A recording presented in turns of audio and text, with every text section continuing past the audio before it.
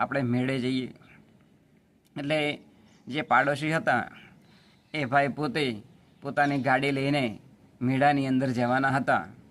એટલે પાડોશીવાળા જે ભાઈ હતા એ આ બેનને કહ્યું કે બેન, તમે મારી ગાડીની અંદર બેસી જજો અને તમારા બાળક અને તમે બેસી જજો, જગ્યા છે મારી ગાડીની અંદર, અમે પણ ફેમિલી સાથે જવાના છીએ.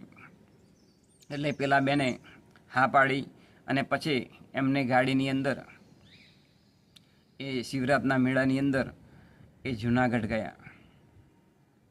ત્યાર પછી ત્યાં ખૂબ મોટો એ મેળો ભરાયો હતો ગિરનારની અંદર. હવે આ મેળાની અંદર ઘણા બધા માણસો હતા, ખૂબ ભીડ હતી. હવે આ જે કમલા દેવી છે એ કમલા દેવી તેમના બાળકને લઈ અને મેળાની અંદર એ પ્રવેશ કરે છે. તો મેળાની અંદર નાના નાના રમકડાની દુકાનો હોય એટલે આ બાળક જીદ કરે છે, માં મારે આ નાનો ખટારો છે એ જોઈએ છે, માં મને આ નાની જીપ છે એ લાવી દે ને. ત્યારે એની માં કહે છે કે બેટા હાલ આપણે આગળ જઈએ, આગળ સારી દુકાન હશે અને સારા રમકડા હશે. કારણ કે તેની માંથી કહેવાય નહીં કે મારી પાસે પૈસા નહીં, એવું તો કોઈને કહેવાય નહીં.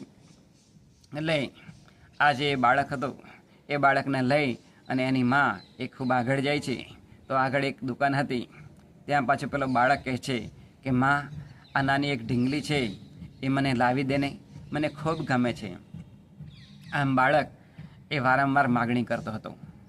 હવે સંજોગોવશાત તેમની પાછળ એક શ્રીમંત માણસ એ પાછળ પાછળ હાલ્યો આવતો હતો. એણે જોયું કે આ બાળક જીદ કરે છે તેની મા પાસે, તો તેની મા એને રમકડો લઈ આપતી નથી.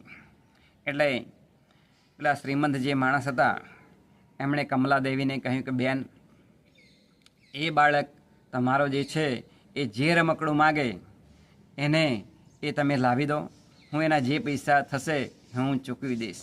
ત્યારે આ કમલા દેવી કહે છે કે હું વિધવા છું અને દુનિયા કંઈ મારા પ્રત્યે અનર્થ કરે માટે મારે તમારી પાસેથી પૈસા લઈને મારા દીકરાને રમકડું લઈ આપવું નથી.